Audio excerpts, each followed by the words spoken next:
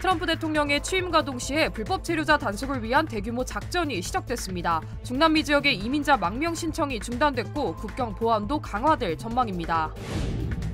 출생 시민권 폐지 명령도 내려진 가운데 미전역 22개 주가 집단 소송에 나섰습니다. 4년 전 발생한 국회의사당 습격 사건과 관련해 트럼프 대통령이 대규모 사면을 단행했습니다.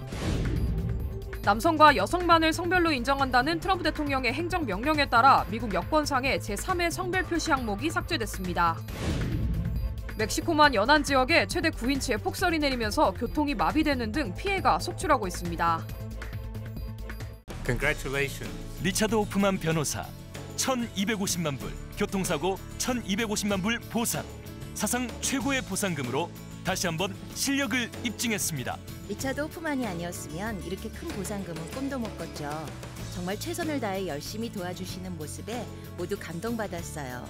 1,250만 불이라니 아직도 믿기지가 않네요. Trusted me to win for you. 리차드 호프만 법률그룹 323-782-8600.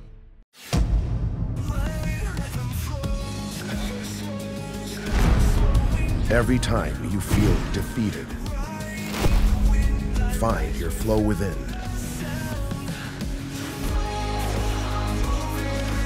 When you find your flow, every moment onward will become limitless.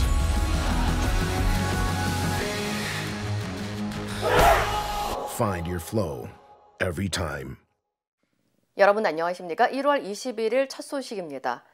취임 이틀째를 맞은 도널드 트럼프 대통령이 강경한 이민 정책을 본격적으로 추진하기 시작했습니다. 이민국은 불법 체류자 단속을 위한 대규모 작전에 착수했으며 중남미 지역에서 들어오는 이민자들의 망명 신청도 중단됐습니다. 또한 국경 보안 강화도 예고됐습니다. 여준호 기자의 보도입니다. As Commander-in-Chief, I have no higher responsibility than to defend our country from threats and invasions, and that is exactly what I am going to do. 국가 방어를 최우선 순위로 두겠다고 공언한 트럼프 대통령이 불법 체류자 단속을 본격적으로 시작했습니다. 특히 불법 체류자 가운데 범죄 경력이 있는 사람들이 우선 대상이 될 전망입니다. 적발된 사람들은 일시적으로 구금된 뒤 본국이나 제3국으로 추방됩니다. Look, again, this is a targeted enforcement operation. The president's been clear on this. We're going to concentrate on public safety threats.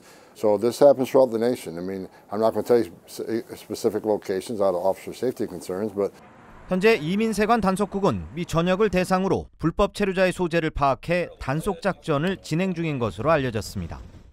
특히 피난처 도시를 선포한 지역에 대해선 지역 당국의 비협조로 단속에 어려움을 겪을 수 있는 만큼 더욱 전방위적인 수색 작전을 펼치겠다는 계획입니다. When we find him, he may be with others.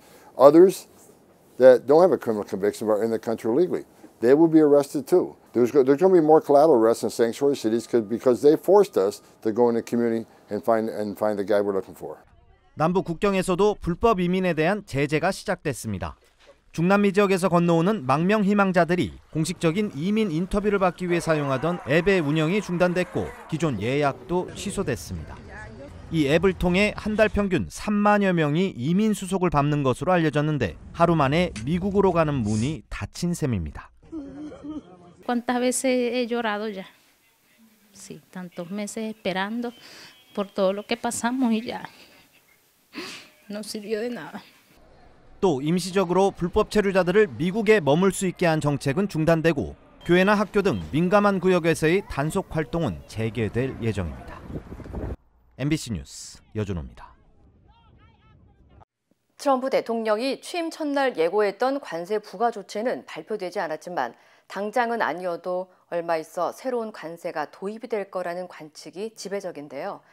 트럼프 2기의 새 경제 정책이 미칠 영향에 한국 기업들이 촉각을 곤두세우고 있습니다. 박소희 기자입니다. 취임 첫날 보편 관세를 도입하겠다고 공언을 해온 트럼프 대통령. 하지만 관련해 새로운 행정명령은 나오지 않았습니다. 시장은 일단 한숨을 돌렸습니다. 어제 낮 원달러 환율은 1,439.5원으로 마감했습니다. 주간 종가 기준 지난해 12월 18일 이후 가장 낮은 수준입니다. 하지만 긴장을 놓기는 어렵습니다. 취임 직후 트럼프 대통령이 캐나다와 멕시코에 관세를 부과하겠다는 계획을 밝히자 국내 증시가 출렁이기도 했습니다. 당장은 아니더라도 몇 달 내에 미국이 중국과 인접국 등에 새로운 관세를 부과할 가능성이 높습니다. We will tariff and tax foreign countries to enrich our citizens. 보편 관세가 현실화될 가능성을 두고 미국 수출 비중이 높은 기업들은 미국 내 생산을 늘리는 방안 등을 검토하고 있습니다. 환율, 관세, 생산지 효율화 등 다양한 상황 변화에 따라서 체계적으로 대응할 수 있도록 내부와 외부 전문가들과 함께 대비책을 마련하고 있습니다. 또 트럼프가 취임사에서 무역협정을 재검토하고 전기차 우대 조치를 없애겠다고 밝히면서 전기차 배터리 업계는 일단 피해를 최소화하는 데 주력할 계획입니다. IRA를 폐지하거나 축소한다는 전망과 관세 부과 이슈도 있어서 전기차 및 배터리 산업이 침체되지 않을까라는 우려와 불확실성이 커지고 있습니다. 정부는 미국이 발표할 행정명령의 배경과 구체적인 내용을 파악하기 위해 실무 대표단을 파견했습니다. 발표된 행정명령에 대해서 좀 세세하게 분석을 해서 향후 그 구체화될 조치들에 대해 가지고 계속 미국 행정부하고 협의하고 우리 산업계하고 대응 조치를 마련해 나갈 계획입니다. 만약 미국이 보편 관세 20%와 대중국 관세 60%를 부과하면 우리 수출액이 65조 원까지 줄어들 것이란 전망이 나오고 있습니다. MBC 뉴스 박소희입니다. 도널드 트럼프 대통령이 취임과 동시에 서명한 출생 시민권 폐지 명령에 대해 미 전역 일부 주가 집단 소송에 나섰습니다. 트럼프 대통령은 불법 이민 대책안을 담은 행정명령에 미국 내 불법 체류 외국인 사이에서 태어난 신생아에게 시민권을 부여하는 출생지주의 폐지 내용을 포함해 서명했습니다. 해당 행정명령이 내려지면서 현재 캘리포니아주를 포함해 콜로라도와 코네티컷, 매사추세츠와 뉴저지, 뉴욕 등 미 전역 22개 주가 집단 소송을 제기했습니다. 매사추세츠 연방법원에 제기된 소송에 따르면 해당 행정명령은 미 수정헌법 제14조를 위반하는 것이며 즉시 행정명령 집행을 중단하고 무효화할 것을 주장했습니다. He stripped the constitutional right to citizenship for children who will be born on U.S. soil, regardless of their parents' immigration status. The president chose to start his second term by knocking down one of our country's foundational, long-standing rights and disregarding our nation's governing document. 한편 이번 행정명령은 트럼프 대통령의 지시에 따라 30일 내에 시행될 예정이지만 만약 해당 행정명령에 대한 반발과 법적 다툼이 이어질 경우 일부는 사법부의 최종 결정에 따라 집행 여부가 결정될 전망입니다. 트럼프 대통령이 4년 전 발생한 국회의사당 습격 사건과 관련해 대규모 사면을 단행했습니다. 트럼프 대통령은 지난 2021년 1월 6일 조 바이든 대통령의 의회 인준을 막기 위해 국회의사당을 습격한 사건에 연루된 1,500여 명을 사면하고 14명의 형량을 감형하는 행정명령에 서명했다고 밝혔습니다. 이에 따라 의회 폭동을 주도해 각각 22년형과 18년형을 선고받고 복역 중이던 극우단체 프라우드 보이스의 전 리더와 오스키퍼스의 창립자도 석방된 것으로 알려졌습니다. I personally believe that pardons should be done on a case-by-case basis, but I don't think the entire Biden family should be pardoned for things that they evidently did that we didn't know they did. So the pardons have gotten a little out of hand the last few days. I don't think there's any question about that. My only hope in all that is that there's a healing that can take place where we can just put this whole chapter behind us now. 한편 사건 당시 트럼프 지지자들이 7시간 동안 의사당을 점거하면서 경찰관 140여 명이 다치고 트럼프 지지자 4명과 경찰관 5명이 숨진 것으로 알려졌습니다. 도널드 트럼프 대통령의 행정명령에 따라 미국의 여권상 제3회 성별 표시가 금지됐습니다. 연방 국무부에 따르면 그동안 여권 관련 서비스를 제공하는 웹사이트에 성별 표기 선택란에 있던 남성과 여성을 제외한 또 다른 성별 정체성인 X 항목이 삭제됐습니다.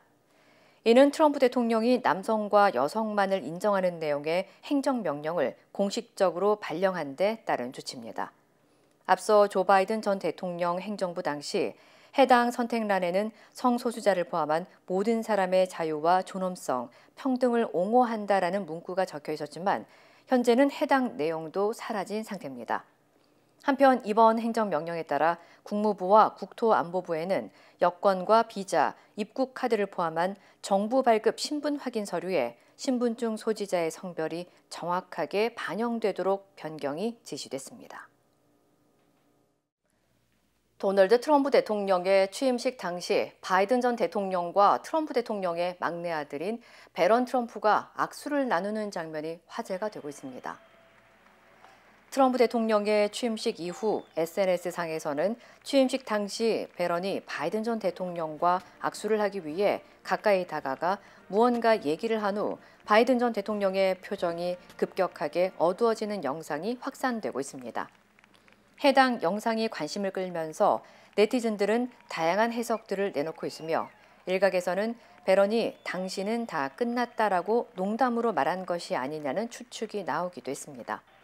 이에 대해 한 독순술 전문가는 베런의 입모양을 분석하며 당시 만나서 반갑다고 인사하는 바이든 전 대통령에게 정확히라는 의미의 exactly라고 답한 것 같다고 전했습니다. 멕시코만 연안 지역에 이례적인 폭설이 쏟아지면서 교통편이 마비되는 등 비상에 걸렸습니다. 국립기상청은 오늘 텍사스주 휴스턴부터 루이지애나주, 미시시피, 조지아주, 그리고 노스캐롤라이나주에 이르는 멕시코만 연안 지역 4천만 명에게 겨울 폭풍 경보를 발령했습니다. 당국은 해당 지역에서 체감온도가 최대 영하 10도대까지 떨어질 수 있으며 지역에 따라 최대 9인치의 눈과 시속 35마일의 강풍이 예상된다고 경고했습니다. 이번 폭설로 인해 휴스턴에서는 하루 종일 선박과 항공편 운항이 거의 모두 중단됐으며 다른 지역도 빙판길 위험으로 일부 고속도로가 폐쇄되고 수십만 가구가 정전되는 등 피해가 속출했습니다.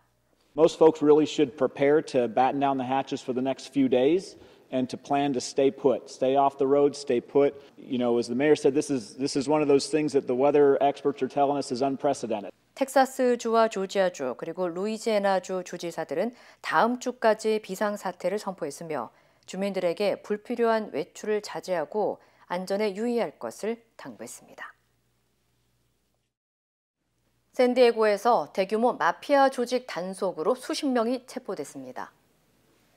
샌디에고 지방검찰청은 갱단 폭력과 조직 범죄에 대한 대대적인 단속의 일환으로 마피아 조직에 소속된 갱단 39명을 체포했다고 밝혔습니다.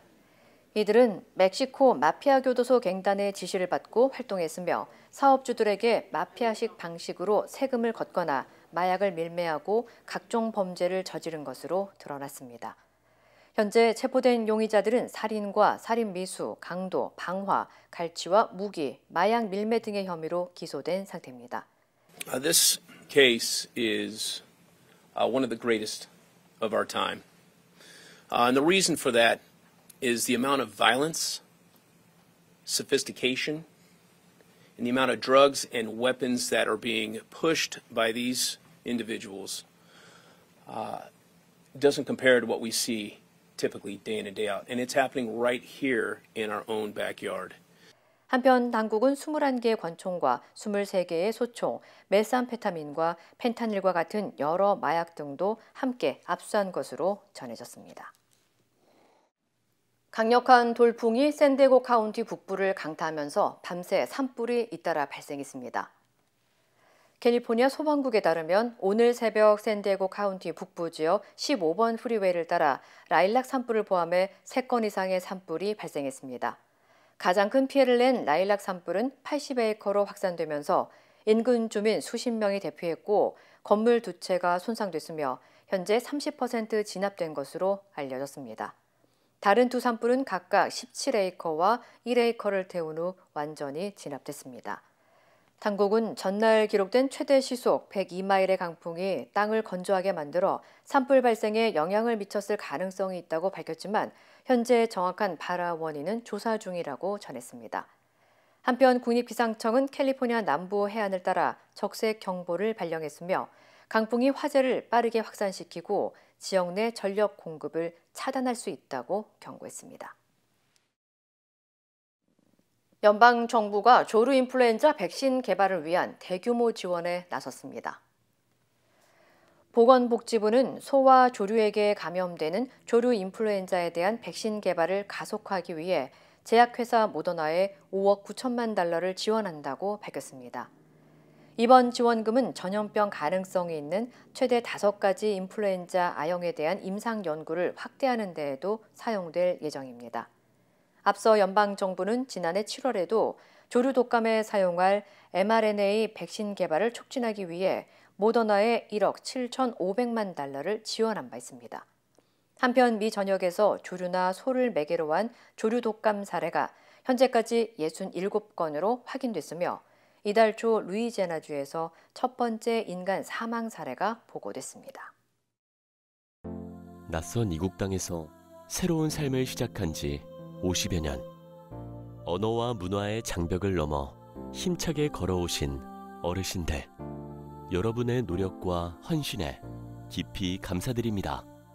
이제는 편안하고 행복하게 살아가시길 바랍니다. MJ보험은 한인 커뮤니티를 이끌어오신 어르신들을 진심으로 응원합니다. 말이 통하는 종합보험 MJ보험. 윤석열 대통령이 현직 중엔 처음으로 헌법재판소 탄핵 심판에 직접 출석했는데요. 계엄 포고령에 대해선 집행 의사가 없었다는 주장을 폈습니다. 하지만 내란 공모자 김용현 전 국방장관의 최근 검찰 진술은 윤 대통령 측의 발언을 정면으로 반박하고 있습니다. 군하연 기자입니다. 정장 차림으로 재판정에 들어선 윤석열 대통령. 헌법재판관들이 윤 대통령에게 먼저 진술 기회를 줬습니다. 지난 15일 공수처에 체포된 뒤 나온 첫 육성 발언입니다. 저는 철들고 난 이후로 지금까지 또 특히 공직 생활을 하면서 자유민주주의라는 신념 하나를 확고히 가지고 살아온 사람입니다. 윤 대통령 측 변론은 계엄 포고령이 형식적일 뿐이었다는 주장으로 시작했습니다. 포고령은 계엄의 형식을 갖추기 위한 것이고 그 집행의 의사가 없었고 집행할 수도 없는 것이었습니다. 실행할 계획도 없었다는 겁니다. 하지만 국회 정치 활동을 금지한 포고령 1호는 실제로 발동됐습니다. 김용현 전 국방장관이 포고령 1호 위반이라며 한동훈, 이재명, 박주민 3명을 검찰에 고발까지 했습니다. 윤 대통령 측이 헌재에 낸 답변서와도 배치됩니다. 윤 대통령 측은 비상계엄이 적어도 며칠간 이어질 거라 예상했다고 했습니다. 포고령 대부분이 위헌투성이라 파면을 피할 수 없을 거라는 관측이 많은 상황에서 윤 대통령 측이 형식적 포고령 주장을 내놓은 겁니다. 일체의 정치 활동을 금한다는 포고령 1호는 우리 헌법에 부합합니까? 현 헌법에는 부합하지 않습니다. 계엄 포고령에 대한 윤 대통령 측 입장은 여러 차례 꼬여왔습니다. 앞서 김용현 전 장관이 군사정권 당시 예문을 그대로 베껴왔다며 책임을 떠넘겼습니다. 그런데 실제 군사정권 시절 선포된 포고령에는 어디를 봐도 국회 활동을 금지한다는 조항이 없습니다. 김 전 장관의 검찰 진술과도 배치됩니다. 김 전 장관은 윤 대통령이 포고령 작성 과정에서 관련 법전을 찾아봤다고 진술한 것으로 알려졌습니다. 포고령을 검토한 최종 승인권자가 윤 대통령이라는 겁니다. 검찰은 최근 김 전 장관이 포고령 1호 작성 과정이 담긴 노트북과 자신의 휴대폰을 부수라고 측근에게 지시했다는 진술도 확보한 것으로 전해졌습니다. 증거인멸이 의심되는 정황입니다. 김 전 장관의 파쇄 지시가 형식적인 포고령일 뿐이라는 윤 대통령 측 주장을 정면 반박하는 셈입니다. MBC 뉴스 군하연입니다. 윤 대통령은 변론 중 2가지 질문을 받았습니다. 비상입법기구 관련한 이른바 최상목 쪽지를 줬는지, 또 계엄군 지휘부에 국회의원을 끌어내라는 지시를 했는지. 윤 대통령은 2 질문 모두 부인했는데요. 부하들은 거짓말쟁이가 됐습니다. 윤상문 기자입니다. 윤석열 대통령이 비상계엄 당일 건넸다는 이른바 최상목 쪽지. 기획재정부 장관이라는 제목에 지시사항 3개가 적혀 있습니다. 국가 비상입법기구 관련 예산을 편성하라는 지시도 나옵니다. 비상계엄이 국회를 무력화하고 해산하기 위한 수단이었다는 것을 보여주는 대표적 증거로 꼽힙니다. 헌법재판관이 윤 대통령에게 먼저 이 문건에 대해 물었습니다. 첫 번째 질문은 국가 비상입법기구 관련 예산을 편성하라는 쪽지를 기획재정부 장관에게 준 적이 있으십니까? 저는 이걸 준 적도 없고, 그리고 나중에 이런 계엄을 해제한 후에 한참 있다가 언론에 뭐 이런 메모가 나왔다는 것을 기사에서 봤습니다. 쪽지를 준 적도 없다는 겁니다. 김용현 전 장관 탓도 또 한 번 했습니다. 이거를 만들 수 있는 사람은 국방장관밖에 없는데, 국방장관이 그때 이제 부속이 돼 있어서 구체적으로 확인을 못했습니다. 문건을 받은 최상목 대통령 권한대행은 지난달 국회에서 이렇게 답했습니다. 그러니까 대통령이 들어가시면서 제 이름을 저를 보시더니 저 참고 자료 이거 참고하라고 하면서 하니까 옆에 누군가가, 전 잘 모르겠어요. 누군가가 저한테 자료를 하나 줬습니다. 누구를 통해서 받았는지 불분명하지만 윤 대통령 지시라는 건 분명한 겁니다. 헌재 두 번째 질문은 국회의 계엄 해제 의결을 앞두고 국회의원을 끌어내라는 지시를 했느냐였습니다. 본인께서는 이진우 수방사령관, 곽종건 특전사령관에게 계엄 선포 후 계엄 해제 결의를 위해 국회에 모인 국회의원들을 끌어내라고 지시한 적이 있으십니까? 없습니다. 윤 대통령은 단 4글자로 없다고 부인했습니다. 하지만 계엄군 사령관들의 진술은 다릅니다. 윤 대통령이 전화해 문짝을 도끼로 부수고서라도 안으로 들어가서 다 끄집어내라. 총을 쏴서라도 문을 부수고 들어가서 끌어내라고 지시했다고 했습니다. 비상계엄이라도 국회 활동을 금지하면 위헌입니다. 계엄 해제 의결을 방해해도 위헌입니다. 헌법재판소의 두 가지 질문은 윤 대통령의 가장 약한 고리를 파고들고 있습니다. MBC 뉴스 윤상문입니다. 작년 층이 줄을 이뤘던 탄핵 반대 집회에 최근 2030 청년들이 전면에 나서고 있습니다. 집회 주최 측은 청년층의 결집으로 민심이 바뀌고 있는 것이라며 대대적으로 선전하고 있는데요. 그 이면을 이용주 기자가 취재했습니다. 법원 현관문과 창문을 깨뜨리고 사무실 집기를 마구 부수고 경찰관 폭행을 서슴지 않았던 서부지법 폭동의 선두엔 젊은 남성들이 유독 많았습니다. 체포된 46명 가운데 절반 이상이 20대와 30대였습니다. 이게 혁명이야! 이게 혁명이야! 윤 대통령이 수사기관 출석을 거부한 채 버티기에 들어갔던 지난해 말부터 점차 새를 불린 관저 앞 집회. 주최 측은 젊은 층의 결집을 부각시켰습니다. 대한민국 20대 남성들이 변하고 있어요. 저쪽 집회 가니까 죄다 여자애들, 30대, 지진 못 가는 애들 왕창 있어. 어르신 중심이던 기존 집회와 달리 젊은 세대가 탄핵 반대 목소리를 내며 대통령 지지율이 올라갔다고 대대적으로 선전했습니다. 윤 대통령도 체포 직후 공개한 영상 메시지에서 우리 청년들이란 호칭으로 각별한 애정을 숨기지 않았습니다. 특히 우리 청년들이 자유민주주의의 소중함을 정말 재인식하게 되고 열정을 보여주시는 것을 보고 이 나라의 미래는 희망적이라는 생각을 갖게 됐습니다. 하지만 일부 청년들이 탄핵 반대 집회에 선봉에 나선 걸 과연 민심 변화의 징표로 볼 수 있을지는 미지수입니다. 집회를 주도하고 있는 한 극우 유튜버는 청년들 대다수가 기독교 신자라며 이들의 결집엔 특정 교회의 영향력이 있다고 인정했습니다. 70~80%는 교회를 열심히 다니는 청년들이고 자유민주주의 사랑이 굉장히 소중하다는 걸 알고 있는 것 같아요. 교회에서 많이 배워서.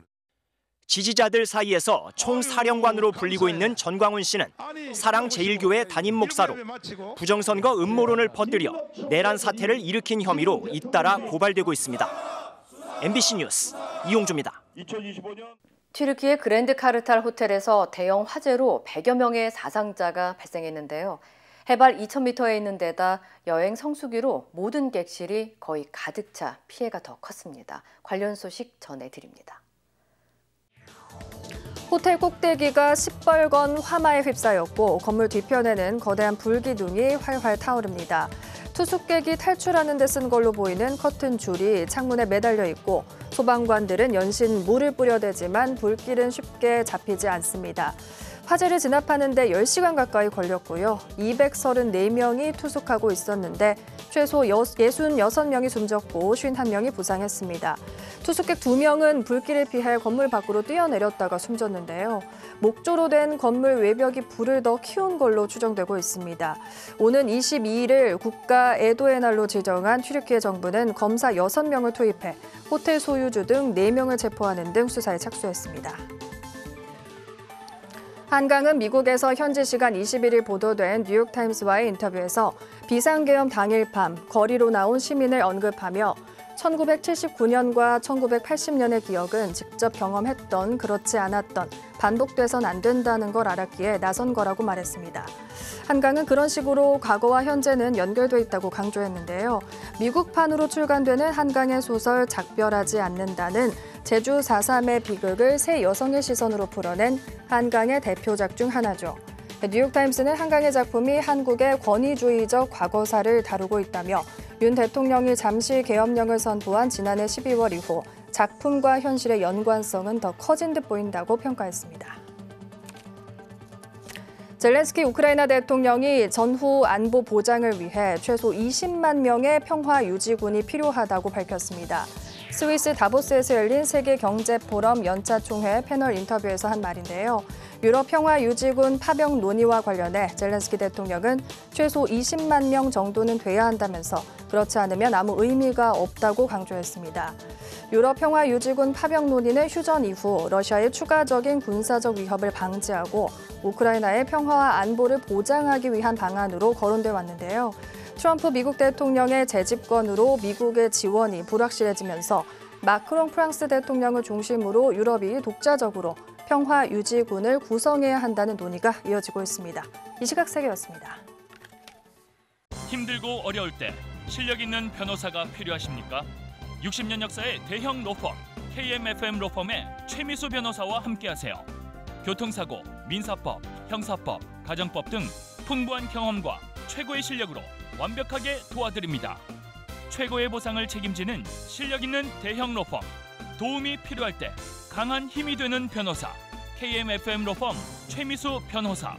213-427-2350. 인터넷과 SNS에서 화제가 된 소식들 알아보는 투데이 와글와글입니다. 도로 위 양심 불량 행태 여러 번 전해드렸지만 참 끊이질 않습니다. 다른 사람에게 불쾌감과 피해를 주는 못된 행동 함께 보실까요? 지난 9일 대전의 한 도로가에 세워둔 승용차 블랙박스 영상입니다. 옆에 경차가 잠시 멈추더니 조수석 창문이 스르륵 열리고요. 갑자기 무언가 툭 날아옵니다. 커피를 담은 일회용 컵으로 보이죠? 네, 맞습니다. 컵이 떨어진 차량 보닛은 이렇게 커피 범벅이 됐는데요.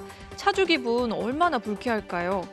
먹다 남은 컵라면 국물 바닥에 쏟아버리고 다 마신 음료컵 슬쩍 두고 가는 건 봤지만 이렇게 대놓고 남의 차를 더럽히며 던져버리다니 참 몰상식한데요. 누리꾼들은 경찰에 경범죄로라도 신고해서 꼭 처벌받게 했으면 좋겠다는 반응을 보였습니다. 지난 9일 충남 당진의 한 파출소, 한 시민이 헐레벌떡 들어오더니 조용히 하라는 손짓과 함께 휴대전화를 손으로 가리킵니다. 경찰이 통화 내용을 들어보니 영락 없는 보이스피싱 사기 전화. 전화 건너편 사기범 모르게 경찰과 신고자가 한 필담이 오가고요. 보이스피싱범을 찾아 나선 경찰, 신고자가 1,500만 원 현금 다발을 건네고 자리를 뜨는 순간 순식간에 현장을 덮칩니다. 누리꾼들은 신고자가 보이스피싱 사기를 직감한 게 천만다행이라면서 문제는 사기인지 모르고 당하는 많은 피해자들이라며 더 적극적인 단속과 예방책이 필요하다는 반응을 보였습니다. 손에 쥐어진 소시지 3개, 한 고속버스 운전기사가 초등학생 승객에게 받았다는 선물인데요. 지난 19일 온라인 커뮤니티에 버스기사가 올린 사연은 이렇습니다. 대구에서 서울행 고속버스를 몰고 출발하려는 순간 아이 어머니로 보이는 여성의 간곡한 부탁을 받았는데요. 서울까지 아이 혼자 가야 한다며 도착하면 가족이 기다릴 거라고 말했고요. 버스기사는 휴게소에서 꼼짝 않던 아이를 불러 저녁밥도 사비로 챙겨줬고요. 무사히 서울에 도착한 아이는 버스기사의 친절을 잊지 않고 소시지 3개를 답례로 건넨 겁니다. 누리꾼들은 각박한 세상에서 온정이 느껴지는 따뜻한 소식이라는 반응을 보였습니다. 공식 취임한 도널드 트럼프 미국 대통령 행정부의 실세로 꼽히는 일론 머스크가 지지자들과 승리를 만끽했는데요. 이 과정에서 무대에 오른 머스크가 나치식 인사를 연상시키는 동작을 취해 논란에 휩싸였습니다. 두 손을 불끈 쥐고 덩실덩실 어깨춤까지 보이는 머스크. 새 정부 자문기구 정부 효율부의 공동수장을 맡은 머스크는 대통령 취임 축하 행사에서 트럼프 지지자들에게 감사를 표하기 위해 무대에 올랐는데요. 격앙된 몸짓을 보인 그는 이게 승리의 맛이라고 말하며 청중의 호응을 끌어냅니다. 그 후 머스크는 연설 도중 오른손으로 가슴을 친 뒤 손바닥을 아래로 한 채 팔을 대각선으로 뻗는 동작을 잇따라 취하는데요. 이에 CNN, 뉴욕타임스를 비롯한 다수 언론은 해당 동작이 이탈리아 독재자 베니토 무솔리니 통치 시절 쓰이던 나치식 인사, 파시스트 경례를 한 것이 아니냐고 비판했고요. 머스크의 나치식 경례를 연상시키는 동작은 여론의 문매를 맞았는데요. 현지에선 단순히 군중과 마음을 나눈 동작이 아닌가라는 의견도 나오고 있지만 AI로 만든 영상인 줄 알았다. 파시스트 경례에 손뼉을 치며 환호하는 광경은 상상도 못했다며 충격적이라는 반응이 많았습니다. 트럼프 미국 대통령의 임기가 시작되면서 백악관 집무실은 오벌 오피스에 다시 등장한 이것이 화제인데요. 집무실 책상에 놓인 나무 상자 위 빨간색 버튼 보이시나요?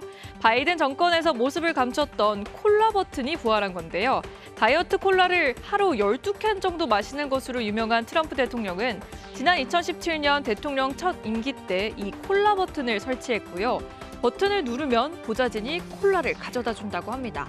타원형 모양의 오벌 오피스라 불리는 미국 대통령 집무실은 전통적으로 현직자의 취향에 맞춰 꾸며지고요. 앞서 조 바이든 전 대통령은 콜라 버튼 자리에 초콜릿칩 과자를 놓아둔 바 있는데요.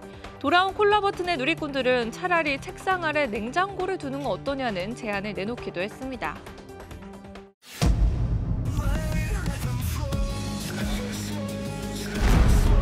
Every time you feel defeated, find your flow within.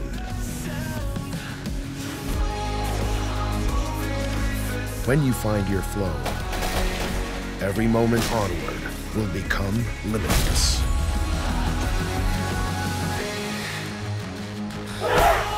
Find your flow every time.